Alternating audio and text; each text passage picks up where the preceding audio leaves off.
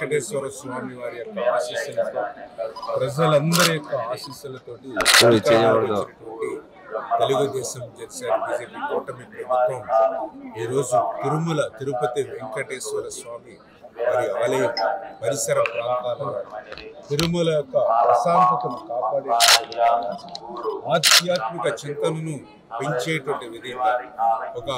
పవిత్రమైన తిరుమల తిరుపతి అనే క్షేత్రాన్ని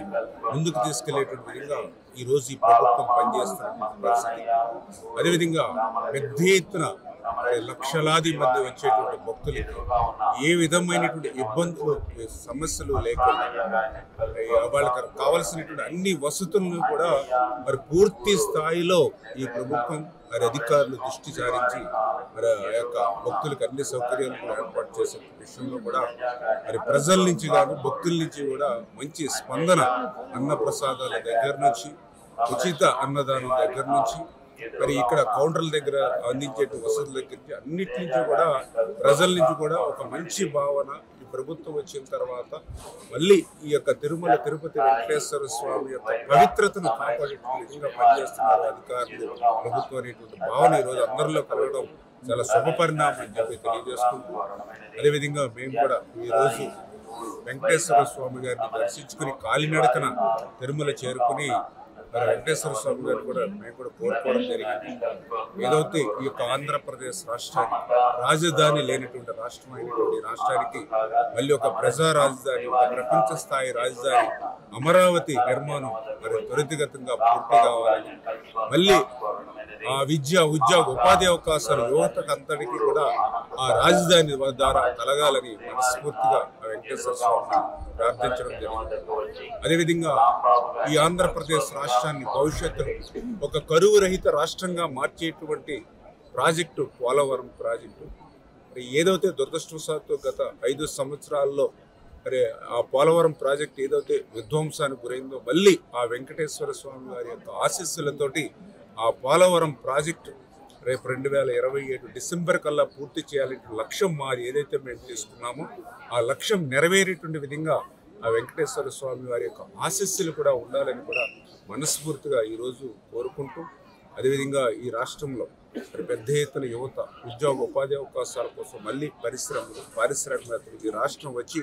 మళ్ళీ ఈ రాష్ట్రాన్ని మళ్ళీ రేపు 2047 మరి 2047 విజన్ కల్లా మరి తెలుగు జాతి ప్రపంచంలోనే అగ్రస్థానంలో నిలిపేటువంటి విధంగా ఆ వెంకటేశ్వర స్వామి యొక్క ఆశీస్సులు కూడా ఉండాలని, అందులో కూడా పర్టికులర్గా ఏదైతే యొక్క రాయలసీమ ప్రాంతం మరి గతంలో మరి ఏదైతే కరువు ప్రాంతంగా ఉన్నటువంటి రాయలసీమ ప్రాంతం మరి ఈరోజు ఆ వెంకటేశ్వర స్వామి యొక్క ఆశీస్సులతోటి మరి ఒక హంద్రీనివ, ఒక గాలేరు నగరి, ఒక తెలుగు గంగ, ఒక హెచ్ఎల్సి, ఒక ఎల్ఎల్సి, ఒక కేసీ కెనాల్, ఇట్లా ఏ ప్రాజెక్టు చూసినా ఏ రిజర్వాయర్ చూసినా గత సంవత్సరం మరి పెద్ద ఎత్తున రిజర్వాయర్లు నిండి ప్రజలందరూ కూడా సుఖ సంతోషాలతో పాడి పంటలతో రాయలసీమ ప్రజలను కూడా మరి యొక్క రతనాల సీమగా మార్చేయాలనేటువంటి ప్రయత్నం ఈ ప్రభుత్వానికి ఆశీస్సులు ఉండడం ద్వారానే ఈరోజు కూడా జూలై నెలలోనే ఈ చరిత్రలో అంటే గత 25 సంవత్సరాల చరిత్రలో ఎప్పుడు లేనటువంటి విధంగా శ్రీశైలం మరి యొక్క రిజర్వాయర్ జూలై మొదటి వారంలో నిండుకుని ఆ శ్రీశైలం కృష్ణమ్మ జలాలు మరి ఏదైతే హంద్రీనివా ద్వారా మొన్ననే ముఖ్యమంత్రి చంద్రబాబు నాయుడు గారి చేతుల మీదుగా ఆ 3850 క్యూసెక్కుల నీటి సామర్థ్యాన్ని కూడా పెంచి ఆ హంద్రీనివా అంటే శ్రీశైలం క్షేత్రం దగ్గర నుండి ఆ హంద్రీనివా ద్వారా రేపు అడవిపల్లి రిజర్వాయర్ నిండుకుని అడవిపల్లి రిజర్వాయర్ నుంచి నేవా బ్రాంచ్ కెనాల్ని కూడా మరి డెవలప్ చేసేయడం ద్వారా మరి భవిష్యత్తులో రాబోయేటువంటి సంవత్సరంలో తిరుమల తిరుపతికి సంబంధించినటువంటి ఆ యొక్క బాలాజీ మరి యొక్క రిజర్వాయర్లు ఇవన్నీ కూడా నింపి అంటే శ్రీశైలం రిజర్వాయర్ నుంచి కృష్ణమ్మ జలాలు వెంకటేశ్వర స్వామి సన్నిధికి తిరుమల కూడా తీసుకొచ్చి ఇక్కడ త్రాగునీరుకి సంబంధించినటువంటి పరిశ్రమకు అవసరాలు కూడా తీర్చాలనేటువంటి ప్రయత్నం అన్నిటికీ కూడా ఆ వెంకటేశ్వర స్వామి యొక్క ఆశీస్సులు ఉండాలని మనస్ఫూర్తిగా పవిత్రంగా ఈ రోజు మేము అందరం కూడా కోరుకోవడం జరిగింది. తెలుగులో న్యూస్ కి ఫాస్టెస్ట్ యాప్ ఇప్పుడు టోటల్లీ న్యూ అవతార్లో జస్ట్ 5 seconds లో కంప్లీట్ న్యూస్, సోషల్ మీడియాలో ట్రెండ్స్ కి వన్ స్టాప్ సొల్యూషన్,